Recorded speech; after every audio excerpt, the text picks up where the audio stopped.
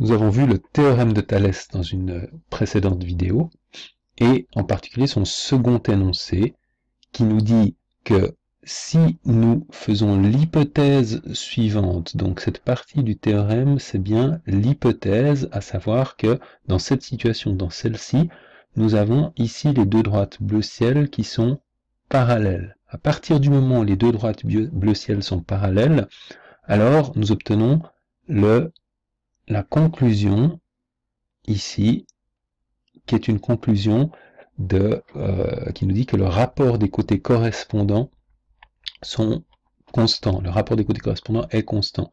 Alors qu'est-ce que ça veut dire? Pour rappel, ça veut dire que ici j'ai un petit triangle OA'B', un grand triangle OAB. L'angle qui est ici est le même que l'angle qui est là. L'angle qui est ici est le même que l'angle qui est là. Et bien sûr, cet angle est commun. Et ceci, ça me permet de dire que le petit triangle qui est là et le grand triangle qui est là ont à chaque fois des angles qui sont égaux. Donc les trois angles du petit triangle sont égaux aux trois angles du grand triangle. Ces deux triangles s'appellent donc des triangles semblables. Et à partir de là, on peut déduire que le rapport des côtés correspondants, c'est-à-dire celui qui est en face de l'angle rouge dans le petit triangle, en face de l'angle rouge dans le grand, en face de l'angle vert dans le petit, en face de l'angle vert dans le grand, et même chose en face de l'angle bleu dans le petit, en face de l'angle bleu dans le grand. Exactement la même situation ici, où on retrouvera cet angle égal à celui-ci, cet angle égal, ces deux angles égaux, et cet angle égal à celui-ci. On peut également ici avoir un petit triangle, un grand triangle, de la même façon, côté rouge sur côté rouge, côté bleu sur côté bleu, côté vert sur côté vert. C'est la conclusion du théorème de Thalès, dans laquelle nous avons aussi vu des exemples d'application. Alors, maintenant, nous passons à la réciproque du théorème de Thalès. Pour rappel, de façon générale, si j'ai en mathématiques une implication c'est un énoncé qui est du type si j'ai un certain nombre d'hypothèses, alors je peux en déduire un certain nombre de conclusions. Supposons que l'hypothèse s'appelle A et la conclusion B, alors la réciproque de cette implication, un mot important en mathématiques, la réciproque de cette implication va inverser le rôle des hypothèses et des conclusions, donc également énoncer une implication avec une hypothèse et une ou plusieurs hypothèses, une ou plusieurs conclusions, mais cette fois-ci, ce qui était conclusion devient hypothèse, ce qui était hypothèse devient conclusion. Donc dans le cas du théorème de Thalès, on a une hypothèse qui nous parle de parallélisme et une conclusion qui nous parle de rapports égaux. La réciproque du théorème de Thalès, bien vous voyez que les situations de départ sont les mêmes, mais cette fois-ci, l'hypothèse va être une hypothèse sur les rapports égaux, et la conclusion, ce qui est après le alors, va être une conclusion sur le parallélisme. Retour une fois encore sur Thalès, hypothèse sur le parallélisme, conclusion sur les rapports. Réciproque du théorème de Thalès, hypothèse sur les rapports égaux, conclusion sur le parallélisme des droites. Alors on remarquera ici, petite remarque en passant, que je suis pas un fan de la notation qui est notée ici, et savoir AB. Souvent, la notation AB représente plutôt la longueur la longueur du segment entre les points. Le segment lui-même se note plutôt avec des crochets autour, hein, et AB, la longueur se note aussi avec un trait dessus.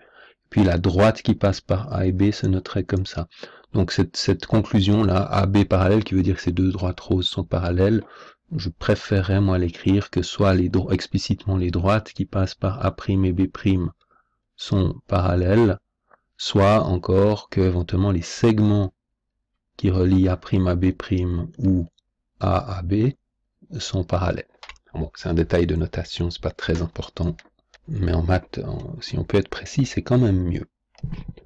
Donc si on veut être précis et résumé, on a le théorème de Thalès qui nous dit quelque chose du genre, si les droites sont parallèles, alors le rapport des côtés correspondants est constant. Toujours dans cette situation donc où D1 est la droite qui est ici, D2 la droite qui est là.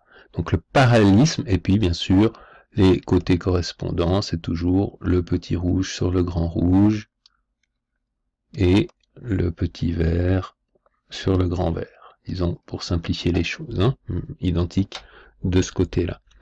La réciproque du théorème de Thalès, elle va nous dire donc que si on a le rapport des côtés petit rouge sur grand rouge et petit vert sur grand vert qui est identique, alors on obtient une conclusion sur le parallélisme.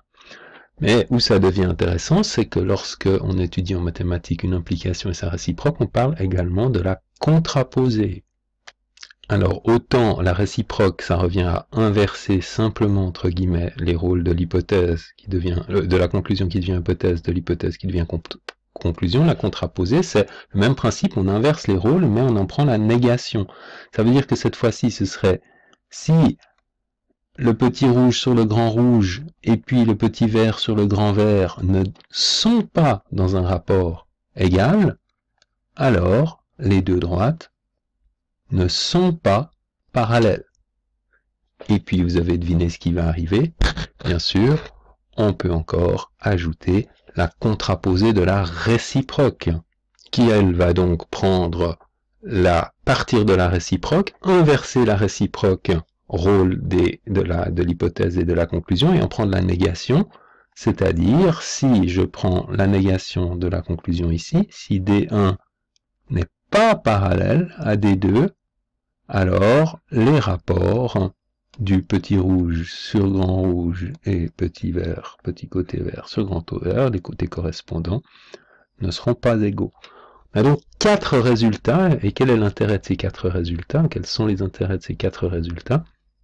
Le théorème de Thalès nous dit que si on a le parallélisme, on gagne le rapport des côtés, ce qui veut dire que si on a le parallélisme et qu'on connaît 3 côtés, on va obtenir le 4e. Donc le théorème de Thalès est un outil qui permet de calculer des longueurs manquantes, en particulier le plus souvent une longueur manquante, lorsqu'on en connaît suffisamment et qu'on est dans une situation de parallélisme dans des triangles semblables.